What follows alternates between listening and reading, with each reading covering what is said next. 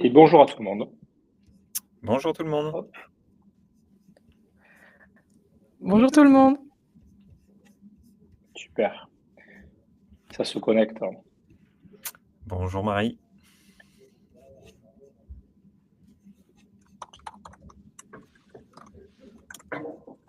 Bonjour Delphine. Super. Et bonjour Elodie. Bonjour Elodie.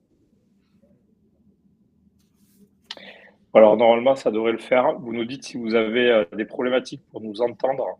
On est géographiquement situé très proche avec Coralie, moins avec Eugène, donc là, il n'y aura pas de problème.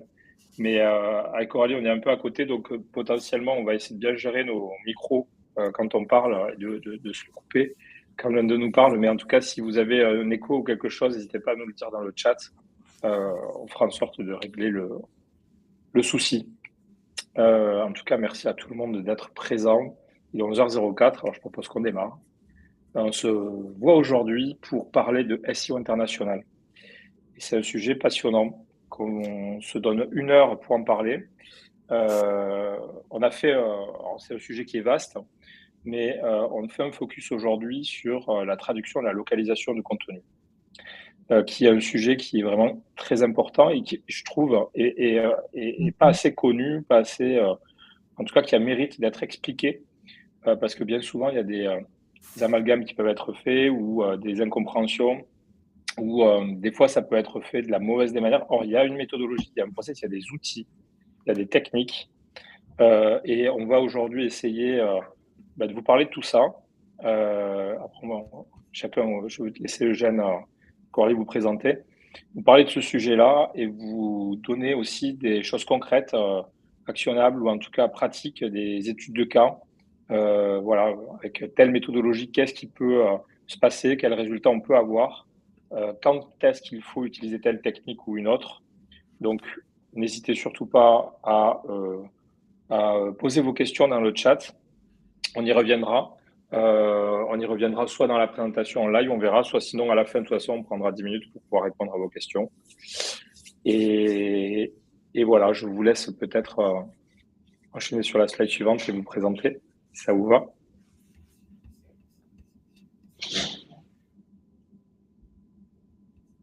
Je te laisse commencer, Coralie. Ouais. Alors bonjour à tous.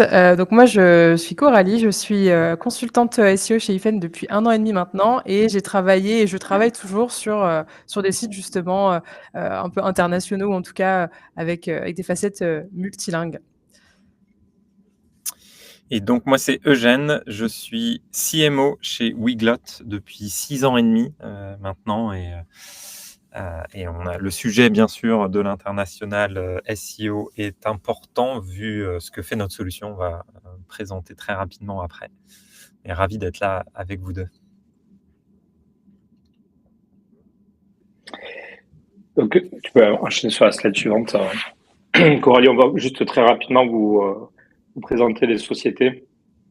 Donc, je commence par IFEN et puis Eugène, je te laisserai présenter Weglot. Mais très rapidement, IFEN, donc on est une agence de conseil en référencement naturel. Je dis agence de conseil parce qu'on a une vision très marketing stratégique du SEO, même si on accompagne nos clients sur tous les aspects, tous les enjeux autour du SEO et même peut-être au-delà sur certains sujets qui sont peut-être pas forcément directement liés à des techniques SEO de base. Mais on a cette vision stratégique-là. Et on accompagne donc nos clients sur leurs projets. On a des consultants seniors dans l'équipe. Et je pense que j'ai dit déjà pas mal de choses. Et je peux te laisser enchaîner, Eugène. Oui, avec plaisir. Donc, Weglot, nous, on est une solution SaaS qui permet de afficher un site en plusieurs langues et gérer ses traductions une fois que ce site est disponible en plusieurs langues. J'insiste sur les deux parties. Il y a la partie technique, c'est j'ai un site aujourd'hui qui est qu'en une seule langue. Weglot va permettre de scanner toutes les pages du site et générer les versions traduites de tout ou partie de ces pages. en faisant en sorte que tout soit bon en setup technique. C'est pas le sujet aujourd'hui d'ailleurs du webinaire, mais peut-être qu'il faudra en organiser un autre sur la partie technique de comment bien setup un site pour performer en SEO en plusieurs langues. Mais donc ça, c'est la première partie, première valeur de Weglot, c'est affichage du site avec le petit sélecteur de langue. Et la deuxième partie, une fois que le site est disponible en japonais, en allemand, en français, comment faire pour gérer ces traductions, et ça va être le sujet aujourd'hui, en mixant plusieurs possibilités, traduction et localisation, bien sûr.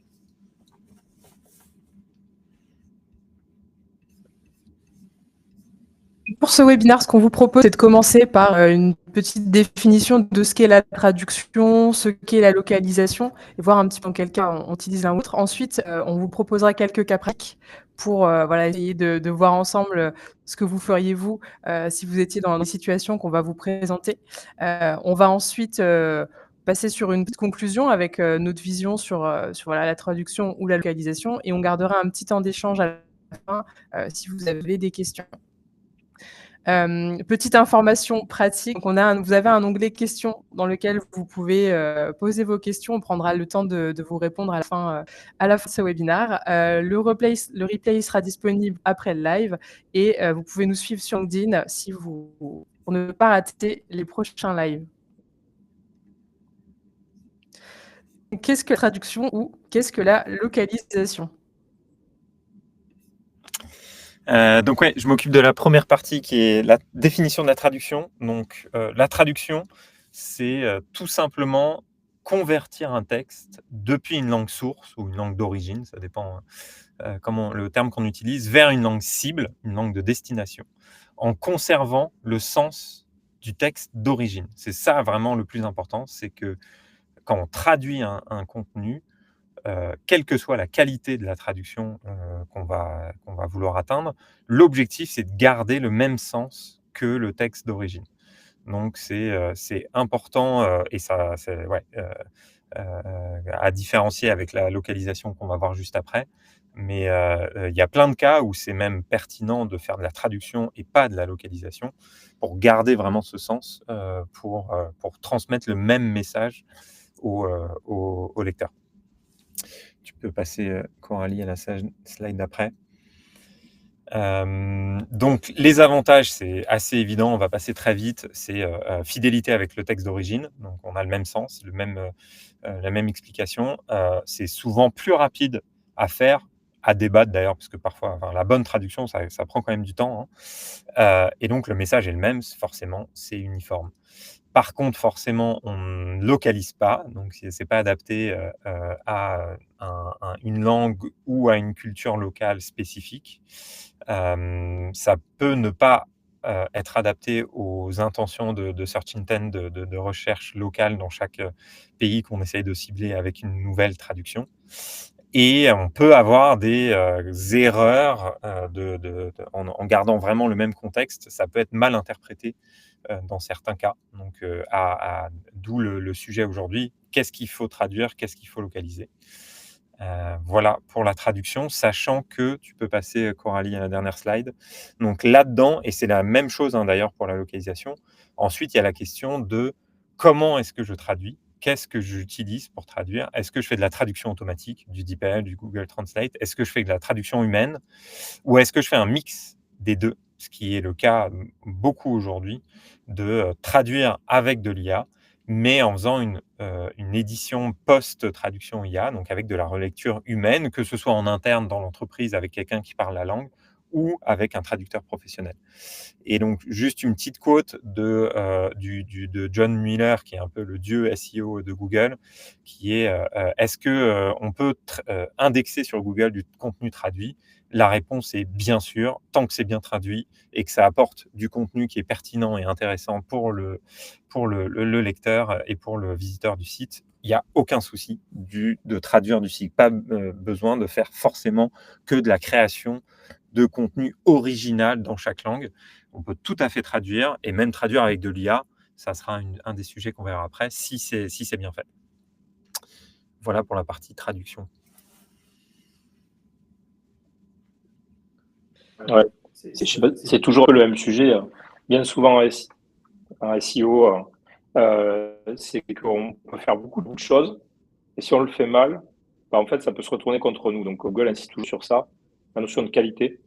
Et donc, il n'y a aucun problème à faire de la traduction, même si on a un gros site avec beaucoup de pages, on veut aller sur un nouveau pays, bah, c'est un enjeu. C'est un frein aujourd'hui pour des sociétés pour aller se lancer dans un nouveau marché. Parce que l'enjeu de la traduction, il est énormissime pour certaines sociétés ou certains sites internet qui ont beaucoup de contenu. Donc, il faut démystifier ce sujet-là, comme tu le fais, Eugène, aussi en disant voilà, il n'y a pas de problème en SEO à le faire tant que vous le faites bien, c'est-à-dire bien pour les gens qui vont venir sur le site et que ce soit propre, que ce soit de qualité. En SEO, globalement, c'est ça surtout.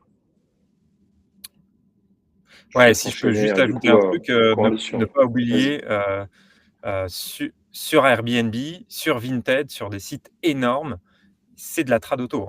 Et ça fonctionne, c'est indexé, parce que c'est bien fait, ça fonctionne tout à fait. Et les gens sont même habitués aujourd'hui d'aller sur Vinted, de regarder un produit, et en fait, c'est un Italien qui vend un vélo pour mon fils, de ce que son fils utilisait, et de la trad en français, c'est de la trad auto. Et tant que le message et la valeur passent, et que ça permet de générer plus d'achats, Google est tout à fait OK avec ça.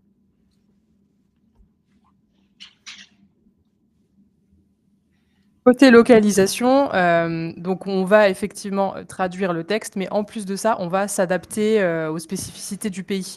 Donc la localisation, ça va également prendre en compte tout ce qui va être les habitudes des internautes, leurs besoins, les besoins qu'ils vont exprimer, l'intention de recherche des requêtes, parce qu'on va aussi voir un petit peu plus loin dans ce webinaire que pour des mêmes mots, l'intention de requête, donc ce que l'internaute va vouloir aller chercher derrière, peut être différente. On va également s'adapter aux standards locaux, donc ça peut être des devises ou des unités de mesure par exemple, mais également à la maturité du marché, parce que sur des mêmes thématiques, des mêmes sujets, le marché va pas forcément avoir la même maturité qu'on soit dans un pays ou dans un autre. Donc la localisation, elle permet également en fait de mieux capter l'audience locale, puisqu'on va vraiment s'adapter, on va adopter en fait ces codes de langage, etc.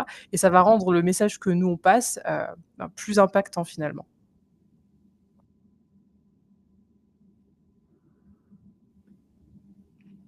Et donc là, par exemple, si on prend en fait l'exemple des vacances aux USA, ou en tout cas du tourisme entre les USA et la France, on peut voir qu'on a déjà quelques petites choses qui changent. Par exemple, on n'a pas les mêmes nombres de jours de congés aux États-Unis et en France, donc on va pas s'adresser pareil, justement à une audience française ou à une audience nord-américaine. On va pas avoir les mêmes périodes pour partir en vacances, les durées moyennes de vacances ne sont pas les mêmes, et on va pas avoir non plus les mêmes habitudes en ce qui concerne le voyage à l'étranger. Est-ce que nous, on part plus à l'étranger? Est-ce qu'aux États-Unis, ils vont plus partir à l'étranger, ou au contraire, rester aux États-Unis et aller entre États? Et puis le concept de vacances n'est pas non plus le même, où là-bas, on va plutôt avoir un temps limité, faire des road trips, etc. Alors qu'en France, on va plutôt partir sur des vacances qui vont prôner la déconnexion, des séjours longs en famille, et peut-être un petit peu plus farniente. Ouais, merci Coralie. Effectivement, nous, c'est un cas qu'on a connu chez IFEN il y a quelques années, 2018-2019, et on en parlera un peu après, on vous présentera ce case study avec la stratégie, ce qu'on avait mis en place. C'est vraiment un cas qu'on a vécu, qui nous a forcé à prendre aussi conscience on ne pouvait pas promettre en SEO des résultats sur un projet quand il n'y avait pas d'adaptation, une adaptation au pays, ou en tout cas, tout du moins, sur un point de départ, une compréhension. Et je tease un peu sur la suite, mais de savoir qu'est-ce qu'on peut traduire rapidement, quand est-ce qu'on traduit rapidement, qu'est-ce qui doit s'adapter, dans quelles étapes. Il faut comprendre en fait ce qui se passe sur le marché aussi pour pouvoir prendre les bonnes décisions. Je vois une question d'Elodie plutôt pertinente. Je ne sais pas si on peut peut-être répondre très rapidement, si ça vous va. Mais Ouais. effectivement, la question, c'est pour une refonte, si dans un premier temps, on n'a que les fiches produits qui sont traduites, devons-nous quand même laisser accès au contenu non traduit? Alors, j'imagine à la question, accès à Google et donc aux internautes depuis les pages de résultats Google à des contenus non traduits. Donc, par exemple, du contenu en français pour un site qui sera en Allemagne, par exemple. Bon, a priori, il y a pas de contre-indication pour l'utilisateur, mais bon, c'est un peu déceptif, je pense, pour les gens en Allemagne d'arriver sur un contenu en français. Déjà, donc ça veut dire que les gens, ils vont être déçus et ils risquent de partir. Et donc du coup, ça va avoir un impact sur le business, et l'activité du site et ça va, pour moi, avoir un impact aussi sur le SEO. Parce que Google, clairement, n'aime pas, qu'on lui dise: «Voilà une page qui doit se référencer sur le marché allemand», puisqu'on a des balises dans le code pour le dire, mais avec un contenu qui n'est pas en allemand. Ça marche pas, ça matche pas et il s'est très bien identifié et donc du coup, ça, concrètement, ça peut nous générer des problèmes et si on le fait trop, on cumule les mauvaises notes, un mauvais avis de Google, on perd le trust, la confiance et on peut carrément se faire dévaloriser sur le nouveau marché qu'on essaie d'attaquer, mais aussi sur le marché existant aujourd'hui du site. Donc, si c'est le même nom de domaine, par exemple. Donc, moi, je partirais plus, je sais pas ce que tu en penses, Eugène, sur de base, il faut traduire. Oui, bah, pour moi, il y a 3 cas. Soit on exclut, ce contenu-là, c'est-à-dire, bah, il est Mmh. pas on Oui, indique bien à Google au moment du setup que toutes ces pages-là qui sont en français, elles n'existent pas en allemand, quoi. Donc, voilà. Là, donc peut-être que Google décidera de faire ranker un contenu français sur une requête allemande. Je pense que ça n'arrivera pas, mais, ou enfin, c'est indexé en français et il y a pas d'équivalent en allemand.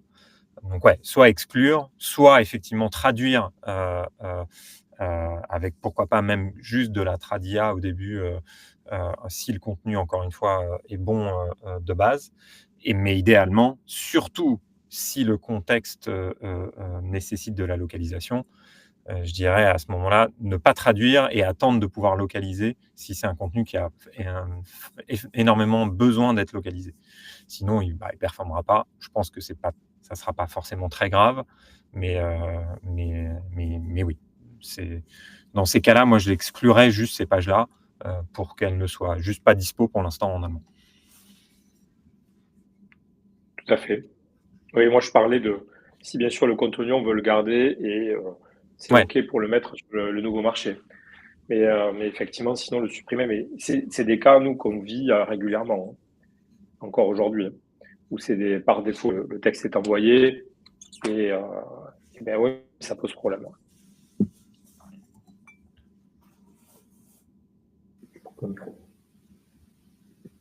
Et donc, quand on veut se lancer sur cette localisation, justement, quels sont les leviers ou les outils qu'on peut utiliser? Ben, déjà, il faut se dire que la localisation, ça part vraiment de l'analyse de la culture locale. Donc, on va faire une véritable étude de marché pour pouvoir définir quelles sont les habitudes des internautes, comment ils font leurs recherches sur Internet, et aussi quels mots-clés ils vont utiliser. Et en fait, après avoir fait cette étude, ça nous permet donc de définir les mots-clés, mais ça nous permet aussi de définir une véritable stratégie SEO en fait sur le marché et donc les priorités aussi à aborder qui ne sont pas forcément les mêmes d'un pays à l'autre. Et donc là, pour le coup, les ressources qui vont être nécessaires sur chaque marché cible pour aller faire toute cette étude et partir dans une logique de localisation, ça va être dans un premier temps de faire une recherche de mots-clés. Ça va nous permettre de définir les besoins des internautes, leurs habitudes, le langage qu'ils utilisent finalement quand ils font leurs recherches. On va également faire une étude de marché, donc ça va nous permettre aussi de définir l'état de la concurrence, de voir quelle est la typologie des concurrents qui vont venir en fait se positionner sur ce marché-là, puisque d'un marché à l'autre finalement, on va pas du tout avoir la même typologie d'acteurs. Donc ça aussi, c'est à prendre en compte pour sa stratégie. Et puis, il va également nous falloir un expert du marché cible et de la langue cible qui, lui, va justement connaître tous ces codes et qui va savoir adapter les contenus que nous, on a vers les contenus finalement, enfin pour le marché local.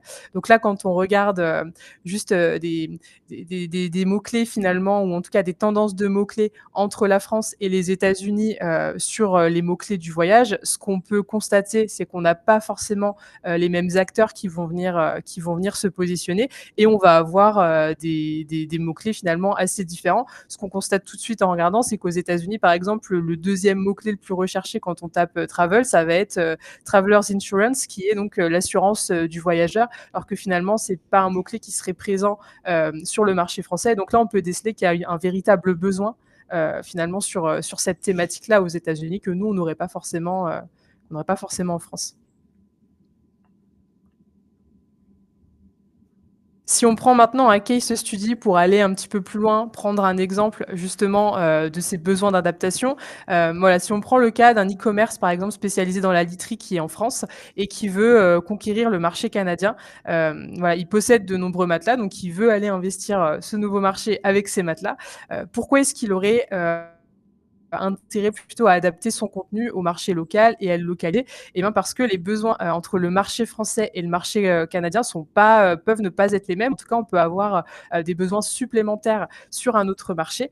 Donc là, par exemple, ce qu'on constate au Canada, c'est qu'on va avoir des besoins ou en tout cas beaucoup de recherches sur des mots-clés type matelas roulé ou matelas en boîte. Ce sont des requêtes que finalement en France, on va pas forcément traiter parce qu'on va pas avoir de recherche, pas avoir de besoin.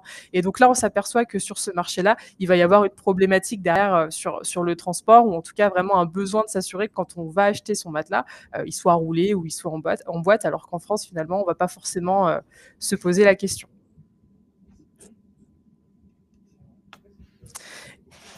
Et maintenant, les avantages et les inconvénients de la localisation, eh ben, ça permet de s'adapter culturellement, de cibler les bons mots-clés et donc de donner la bonne direction à la stratégie SEO.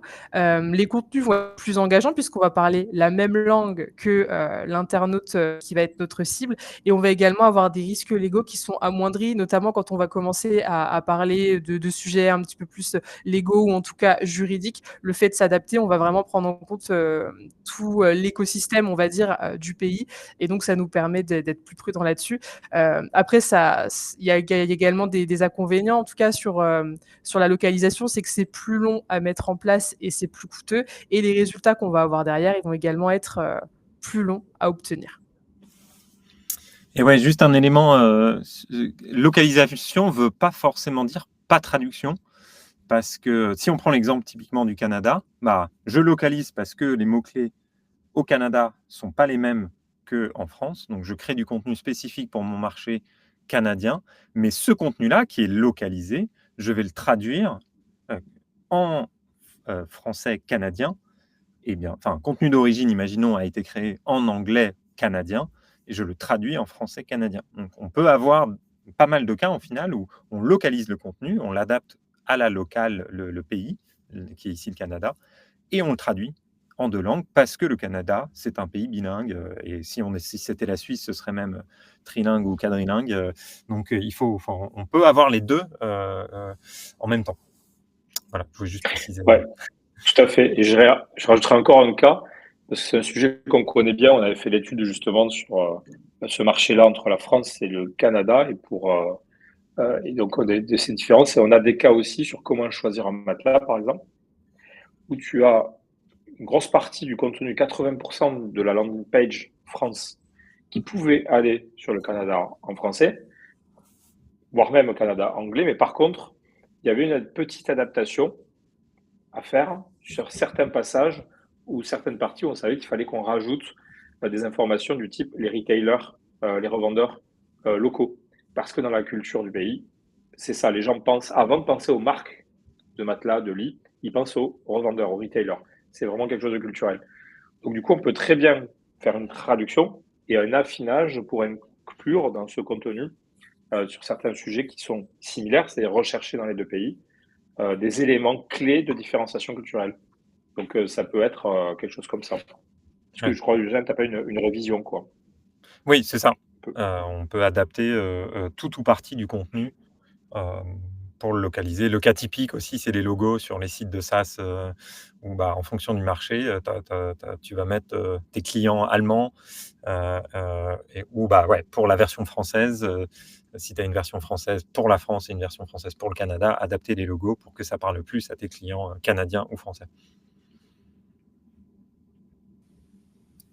Et donc maintenant, on vous propose quelques études de cas où on va vous présenter justement des cas. Et donc là, l'idée, ça va être d'essayer de définir, à votre avis, est-ce que si vous étiez dans le cas en fait qu'on va décrire, est-ce que vous traduiriez ou est-ce que, après ce qu'on vient de se dire, vous partiriez plutôt sur une localisation? Donc on vous invite à participer dans le chat et à nous donner vos avis. Donc notre premier cas, voilà, donc on se mettrait dans la peau d'un vendeur de matelas qui souhaite conquérir, de nouveaux marchés. Donc à votre avis, est-ce qu'il aurait plutôt, intérêt à traduire ou à localiser ces contenus qui traiteraient, de la taille des matelas? Là, on se met plutôt dans la taille, taille du matelas. Est-ce qu'on traduit ou est-ce qu'on localise? On a délocalisé, localiser et traduire.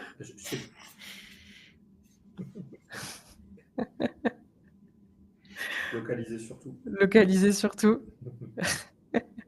On a plein de merci pour votre participation.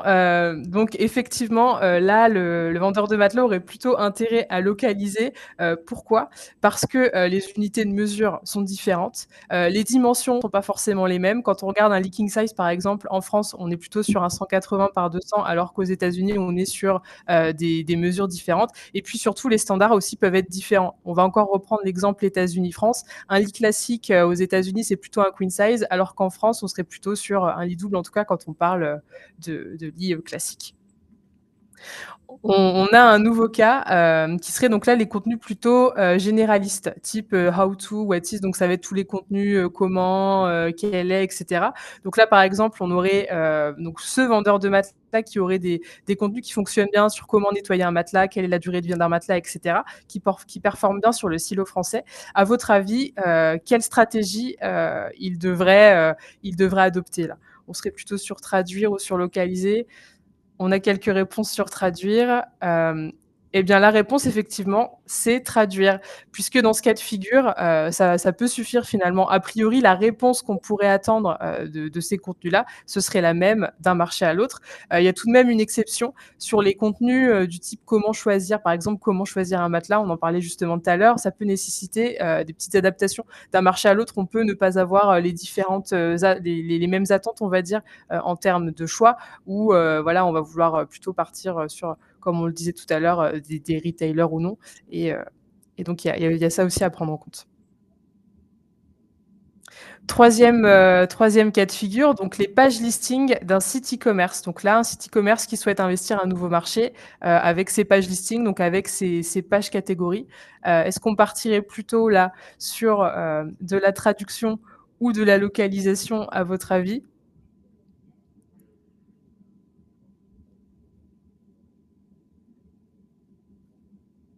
Traduction, j'ai. Eh bien, effectivement, là, on partirait sur une traduction puisque a priori, les noms de produits seraient les mêmes. On a peu de contenu textuel.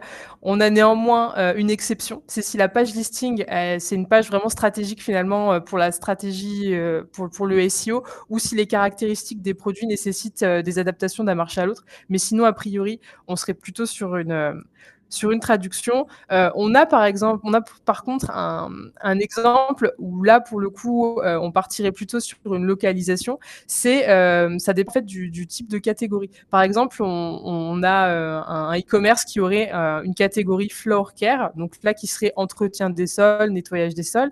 Finalement, si on part la traduction française pour cette page catégorie qui serait entretien des sols, en France, finalement, c'est une expression qui va pas forcément correspondre à ce qu'on attend, en tout cas côté UK ou États-Unis, où en France, on va aussi intégrer tout ce qui va être l'agriculture dans l'entretien des sols. Donc là, et en plus de ça, le volume de recherche est faible sur ces requêtes-là. Donc dans ce cas précis, on partirait plutôt sur une catégorie par nom de produit, avec par exemple des aspirateurs, etc. Quatrième cas de figure, des pages produits d'un site e-commerce. Donc là, c'est un site e-commerce qui voudrait investir à un nouveau marché. Qu'est-ce qu'on ferait avec ces pages produits? Est-ce qu'on traduirait ou est-ce qu'on localiserait? Donc là, pour le coup, on partirait plutôt sur une traduction, puisqu'a priori, la description du produit, les conseils d'utilisation, la composition, les bienfaits seraient les mêmes en fait d'un marché à l'autre. Ouais, dans ces cas-là, à la limite, s'il y a localisation, c'est plutôt en amont sur les produits qui sont proposés, si jamais il y a besoin d'un produit très différent sur ce marché-là. Mais en tout cas, Mmh. une fois que le produit est dispo et que c'est le même, la traduction, ça suffit. Ouais. Si là, on est vraiment dans le cas d'une fiche produit où le contenu de la fiche produit décrit le produit, ses ingrédients, le contenant, enfin la description vraiment du produit en lui-même. Des fois, on peut se retrouver sur certains sites, nous on l'a vu beaucoup sur, tout ce qui est, soins, cosmétiques, soins, des personnes et cetera, des produits de beauté, tout ça. Il peut y avoir, en fait des descriptions d'usage ou des contenus, des passages sur, des routines beauté, des trucs, des usages et des fois ces routines-là sont pas forcément les mêmes en fonction des cultures ou des pays. Donc oui, il faut traduire. Attention quand même à vérifier aussi, j'y pense. Mais c'est ce genre de petit passage et très bonne remarque, Élodie, effectivement, c'est l'aspect réglementaire. Il peut y avoir aussi des produits où il peut y avoir des variations réglementaires, hein. Ça pourrait exister, tout à fait. Alors, est-ce que ce seraient les mêmes produits? Je sais pas. Mais, mais c'est des choses, bien sûr, à vérifier en fonction des pays, ouais.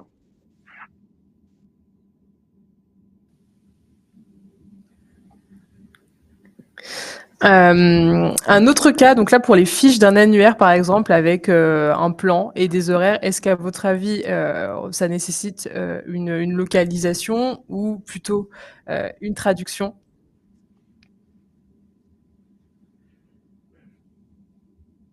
Là, pour le coup, on partirait plutôt sur une traduction, mais Élodie, bonne remarque, effectivement, on serait sur une traduction puisque les informations sont les mêmes. Néanmoins, une adaptation est à prévoir sur le format d'horaire. Donc là, dans le cas présent, on modifierait par 12 PM, 3 PM, etc. On rajouterait vraiment les AM, PM qu'on n'a pas forcément sur tous les marchés. Un sixième cas, donc la page de description des fonctionnalités d'un logiciel SaaS. Est-ce que là, on partirait sur une traduction ou sur une localisation dans ce cas de figure-là?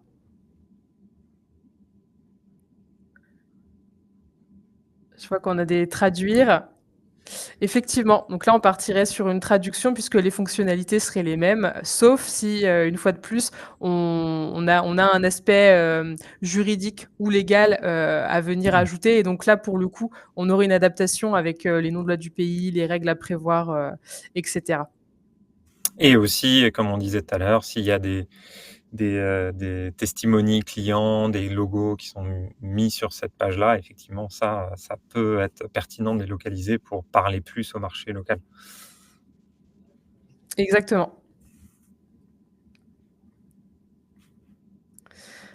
Un autre exemple avec un article, qui serait «How to get rid of dust», donc comment se débarrasser de la poussière. Donc là, on aurait un e-commerce, d'électroménager qui serait basé aux États-Unis et qui voudrait conquérir le marché français. À votre avis, quelle est la meilleure stratégie pour ce contenu-là? Est-ce qu'on serait plutôt sur une traduction ou est-ce qu'on localise ce contenu-là? Comment se débarrasser de la poussière?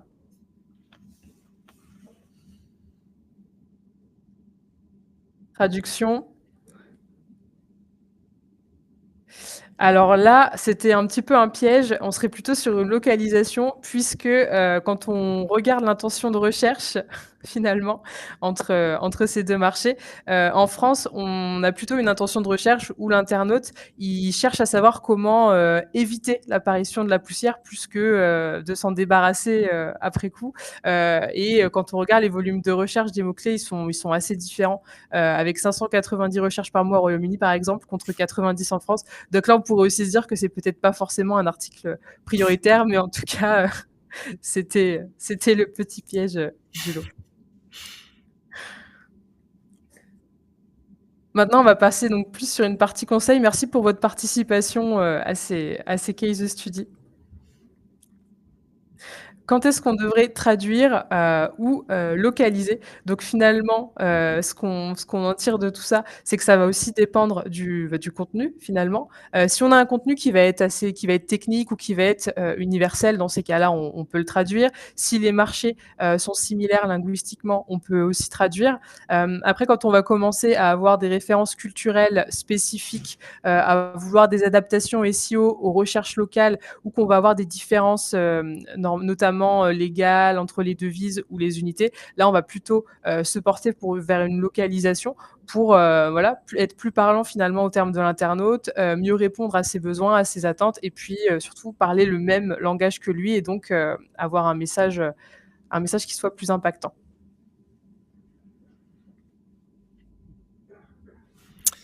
Et donc, oui, ça, c'est un screenshot d'une étude d'un cabinet de consulting spécialisé dans le monde de la traduction et de la localisation, qui date pas mal. Mais le message principal à retenir, et ça va être un peu le message du webinaire de toute façon, c'est qu'en fait, la question, ça va être de comment est-ce que je décide en fonction du type de contenu, est-ce que je traduis ou est-ce que je localise et comment derrière est-ce que je traduis ou je localise. C'est vraiment, faut pas s'imaginer qu'il y a une solution qui va fonctionner pour tous les types de contenus. Et ces règles, elles seront limite personnalisées à votre entreprise. C'est-à-dire, il y a des entreprises pour qui traduire les pages de support client, ça va être très OK de les traduire avec de la trad auto et faire que de la trad. Pour certaines entreprises, il va falloir que ce contenu il soit adapté parce que le produit est adapté au marché local et il va falloir que ce soit relu par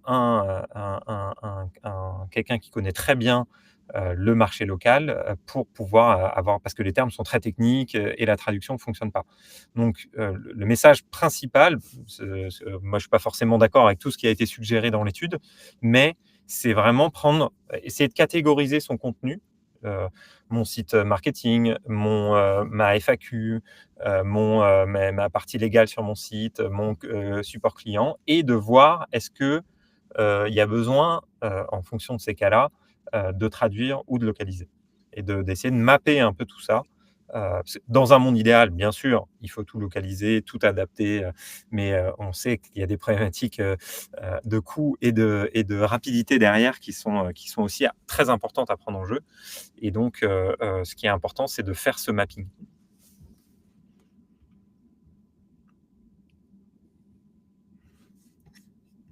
Et est-ce qu'on peut utiliser l'IA pour une traduction ou une localisation SEO?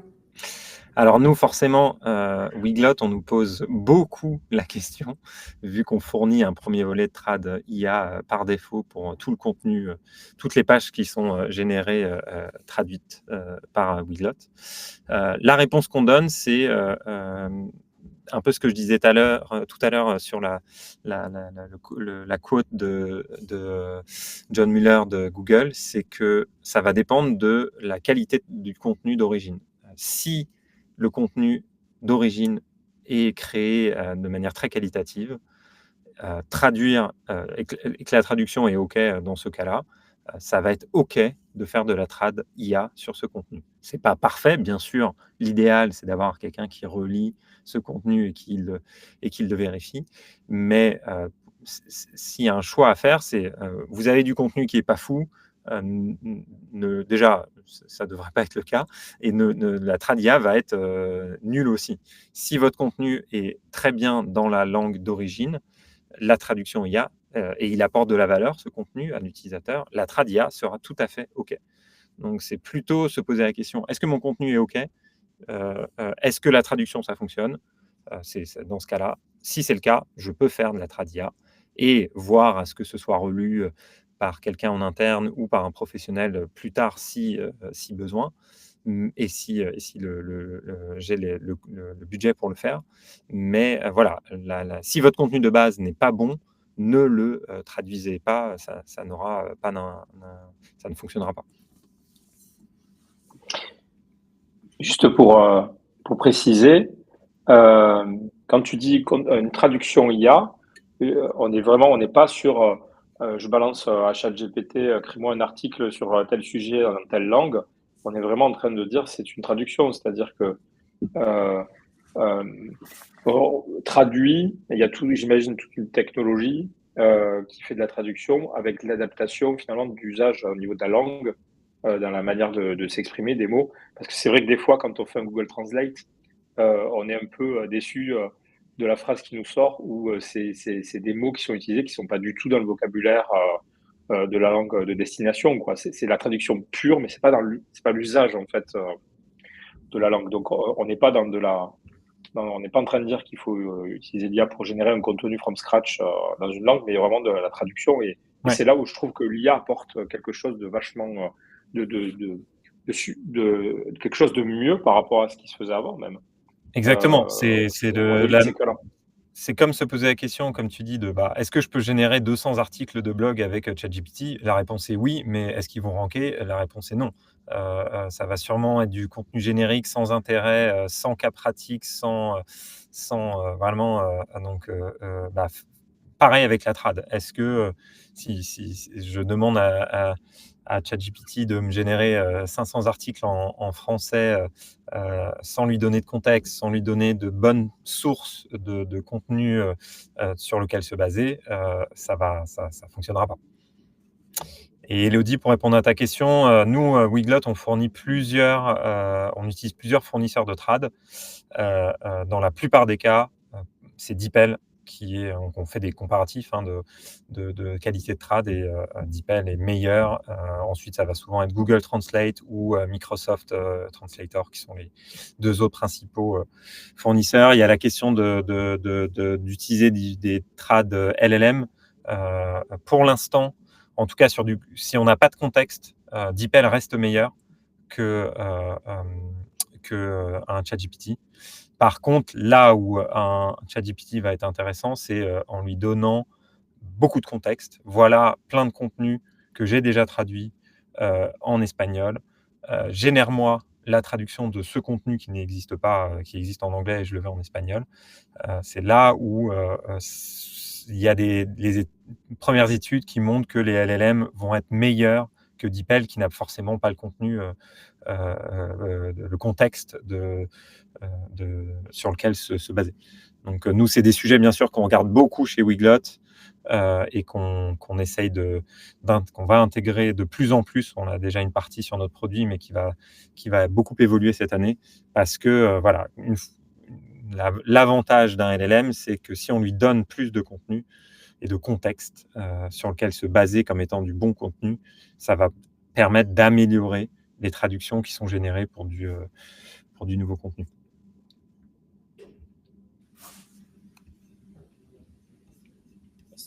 Et je crois, Eugène, que tu voulais nous partager Oui, un case study ou une success story. ouais, un cas assez intéressant et je trouve que c'est même la manière dont ils ont utilisé Weglot, on a de plus en plus de clients qui font ça. C'est-à-dire, ils n'avaient pas de site traduit, donc c'est Submagic, une startup française qui permet à la base de générer des sous-titres sur des vidéos shorts et de créer des shorts à partir de vidéos plus longues. Et maintenant, ils ont plein d'outils pour générer, pour aider les créateurs de contenu à créer des vidéos et à les diffuser.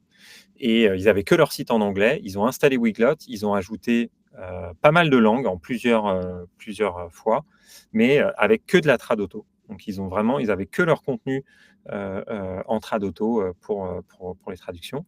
Ils ont regardé sur quel marché, sur quelle langue naturellement commençait à bien ranker sur Google et à générer du trafic. Et ils ont commencé ensuite à faire de la localisation et de la relecture de la traduction sur les langues qui fonctionnaient le mieux. Pour eux, ça a été l'allemand. Et donc, grâce à ça, ils ont fait x9 sur leur trafic de leur site. Ils ont même, sur quelques mois, généré 50% de leurs leads en Allemagne, là où où c'était beaucoup plus éclaté entre plusieurs pays. Et ça a généré du business directement attribuable à ce contenu traduit. Donc, ils font un mix de traduction auto, traduction pro et contenu localisé. Et c'est ce qu'on conseille, bien sûr, et ce qu'on voit, nous, chez Weglot. En moyenne, un client Weglot, il va éditer 30% de ses trades. C'est-à-dire qu'il y a 70% des trades qui sont laissés en trad auto, soit parce qu'elles sont très bien comme elles sont, là, dès le premier volet de trad auto était très bien, soit parce qu'en fait, c'est une page qui est très peu visitée, et donc mettre du budget de trad pro et faire passer un traducteur pro sur une page qui est lue par 5 personnes, est-ce que c'est pertinent?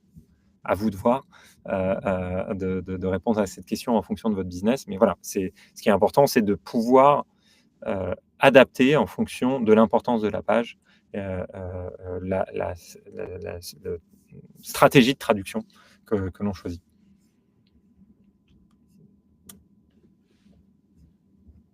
Merci Eugène. Christina, bien vu votre question, on y répond après. Dans la phase de questions-réponses, juste pour finir, on a quelques slides encore. Là, c'est un case study que je trouvais intéressant, un site que j'avais suivi un petit peu quand il s'est lancé il y a quelques années. Un pur exemple de ce qu'un référenceur pourrait imaginer avec un hack entre guillemets et faire, mais tout simplement, il y a des forums qui existent aux États-Unis, Stack Exchange, Stack Overflow, il y en a plusieurs comme ça. C'est toute une série de forums qui sont un peu en licence libre dans leur contenu et qui ont tout simplement mis à disposition une API pour interroger, récupérer leur contenu. Voilà, c'est un peu le forum, un peu comme Wikipédia, mais côté forum. Du coup, ce sont des espaces de discussion qui sont maintenant un peu historiques et puis qui sont très visités. Il y a beaucoup de contenu.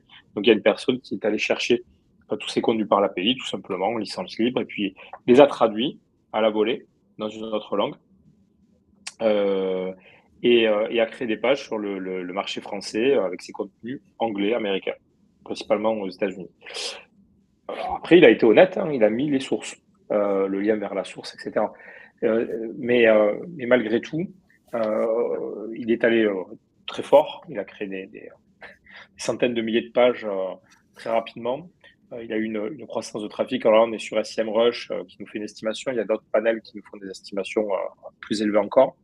Puis après, tout s'est arrêté d'un coup parce que là, pour le coup, Google a flagué ce site-là et a bien vu que c'était un opportuniste et que c'était pas le propriétaire des contenus et que même si c'est des contenus qui sont sous licence Creative Commons et qui pourraient être réutilisés, soit il n'a pas eu les accords, soit il n'y a pas de filiation avec Stack Overflow, Stack Exchange et ça, c'est pas possible, soit tout simplement, il n'y a aucune valeur ajoutée ou légitimité. Donc là, Google a choisi pour le coup de le descendre.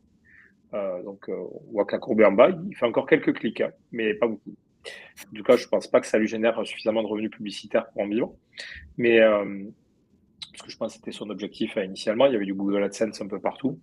Mais voilà, c'est pour vous montrer globalement, c'est plus anecdotique qu'autre chose ce site-là, mais en tout cas, globalement, ça peut être problématique si vous prenez par exemple le contenu d'un concurrent dans une autre langue et que vous le traduisez dans la vôtre. J'ai déjà entendu ça plusieurs fois, moi. Hein. Non, il faut rester propre, basique, quitte à être patient, mais il vaut mieux bien faire les choses et après et grandir progressivement plutôt que de mettre en place des trucs un peu farfelus.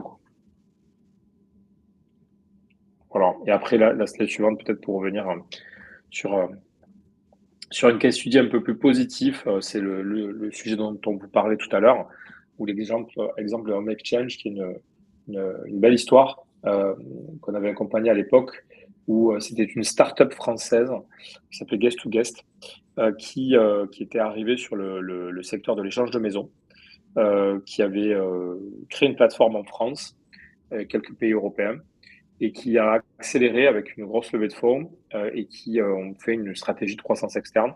Donc, ils ont racheté, de mémoire, une dizaine ou entre 10 et 15 de leurs concurrents, dont certains petits sites, mais qui étaient très bien référencés sur l'échange de maisons, hein, mais des petits sites, et notamment un qui était aux États-Unis, qui s'appelait Home Exchange, qui avait été créé en 92 par une personne passionnée par la culture de l'échange de maisons et qui en avait créé une petite société. Et donc, il y a eu cette problématique de dire comment on fait pour gérer déjà un plan de quel site je garde, quelle marque je tue, je rapatrie, quelle marque je garde, comment je fais pour avoir un double objectif de cohérence d'ensemble et en même temps un objectif où on avait de position squatting, ce qu'on appelle, c'est-à-dire de multipositionner la même marque, le même groupe finalement dans Google sur des requêtes génériques parce qu'on n'était pas sur des requêtes avec des volumes énormissimes et donc on se devait de capter le plus gros du marché. Donc, on ne voulait pas juste être premier sur échange de maison, on voulait être premier, deuxième, troisième, globalement. Donc, c'était un projet assez ambitieux et intéressant. il y a eu cette question qui s'est posée de quelle est la stratégie SEO internationale. Et là, on a travaillé avec les country managers du coup de chaque pays et on a mis en place une stratégie. Et donc, on avait un tronc commun qui est de dire, OK, on a des contenus type listing d'annonces, normal, on va lister les annonces de maisons, d'appartements, etc. Mais on va aussi avoir des contenus éditoriaux, type inspirationnel, sur le voyage. Et là, en fait, on a techniquement les mêmes espaces. Le scope technique était le même sur le site américain et français. Mais par contre, là, vous voyez sur les screenshots encore aujourd'hui, les articles sont pas du tout les mêmes. Je crois qu'il y avait pratiquement aucun qui était similaire. Les recherches sont pas les mêmes. Enfin, Coralie l'a expliqué tout à l'heure. Et donc, du coup, si la stratégie globale est homogène et la technique est homogène globalement, il y a certaines parties du site qui étaient totalement traduites, les annonces, pas de problème. Et il y en avait beaucoup. Par contre, les contenus inspirationnels, là, on était plutôt sur le content marketing. En tout cas, contenu inspirationnel était plutôt sur la localisation systématique ou quasi systématique. Voilà, il y a eu des résultats qui ont été plutôt intéressants. En tout cas, les courbes montent bien.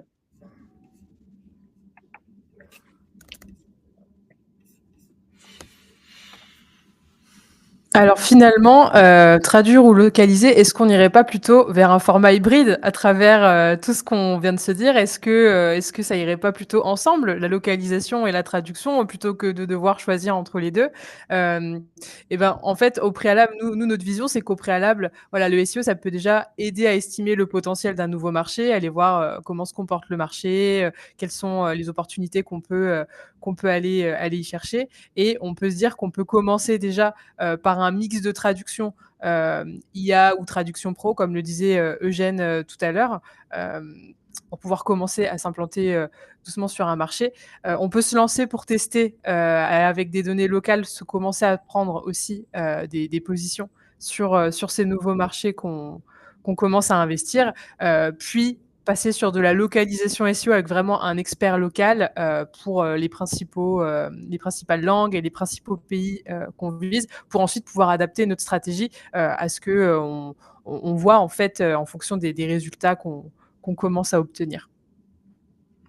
Nous, on a souvent des clients qui viennent nous voir, enfin des leads qui viennent nous voir en mode ça fait 2 ans, 3 ans qu'on parle de se lancer en Espagne, mais en fait, ils ne savent pas par quel bout commencer. En même temps, si je tout localise tout, ça va être c'est très cher, hein, la localisation, c'est de la création de contenu localisé. Donc, si on veut bien le faire, c'est un budget et c'est normal. Et donc, en fait, ça fait 2 ans, 3 ans qu'ils ne l'ont pas fait.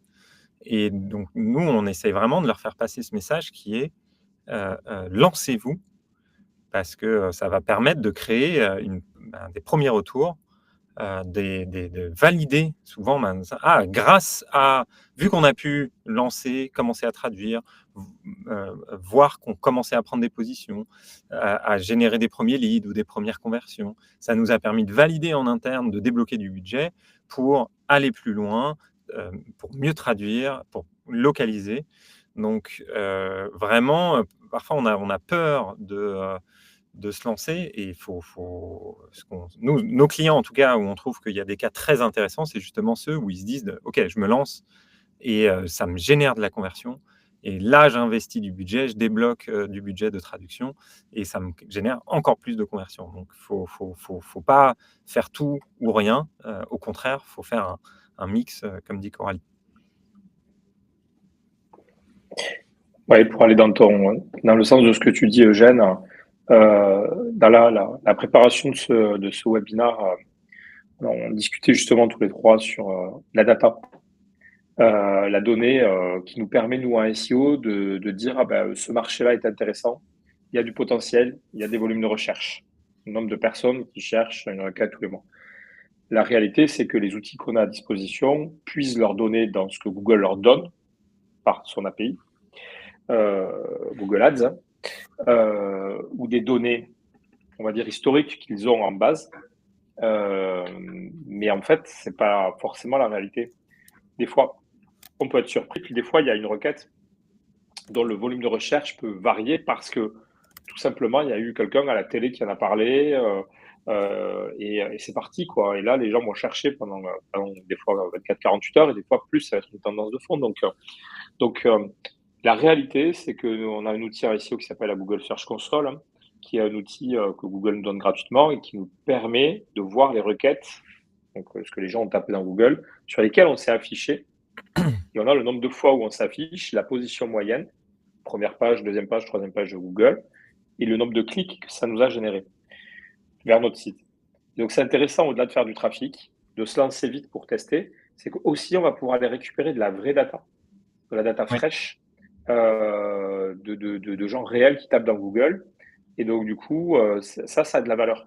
Donc moi, Ouais. j'ai déjà vu une société qu'on a accompagnée en France sur un secteur qu'on a dominé, on peut dire ça comme ça, et qui a quitté, qui a revendu et qui est parti du coup sur un projet international. Et la méthodologie qu'il a appliquée directement, qui est plutôt intéressante, c'est qu'il s'est lancé dans 15 pays d'un coup.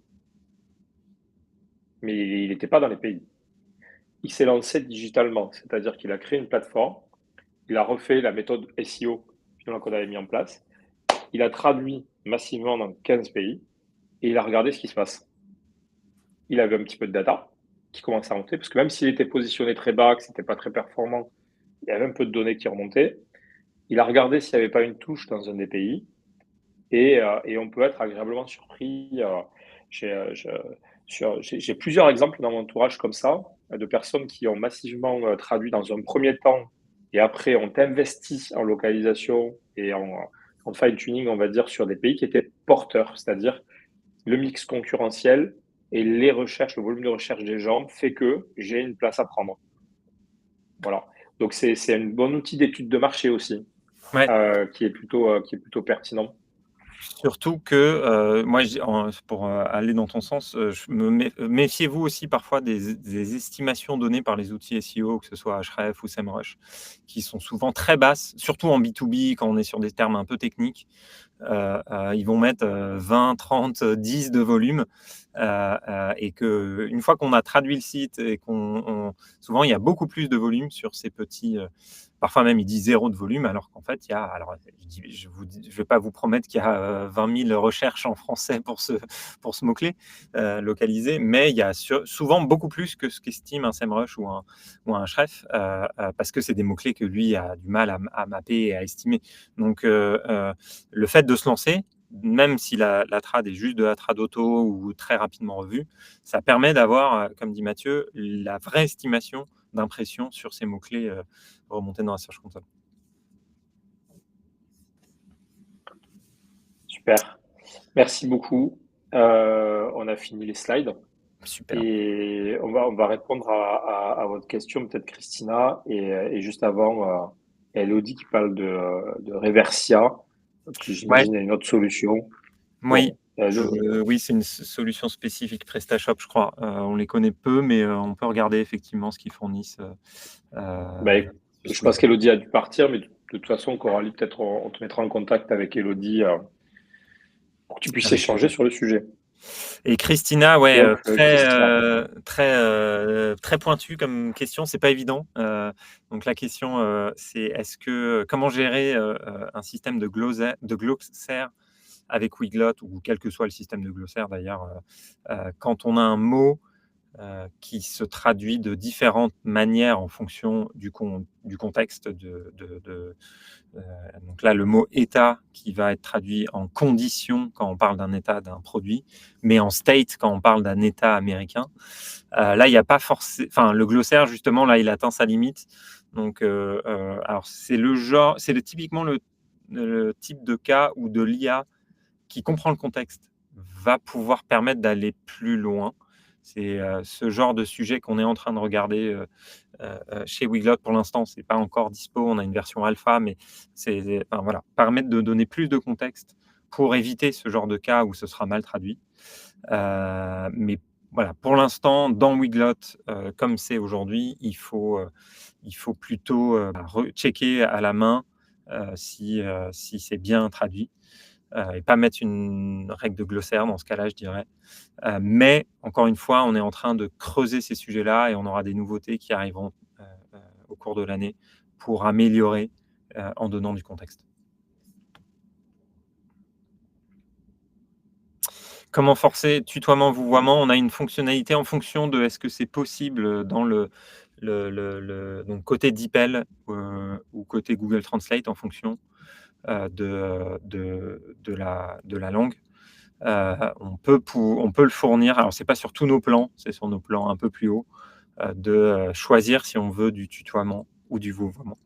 Et pareil, c'est le genre d'adaptation où de l'IA peut être meilleur, pas forcément tout le temps, mais un petit peu plus que du DeepL qui n'a pas forcément tout le contexte. Donc, on regarde de près ces sujets-là donc on fournit déjà quand c'est fourni par DeepL ou par Google Translate cette option, mais on espère aller plus loin dans les mois à venir.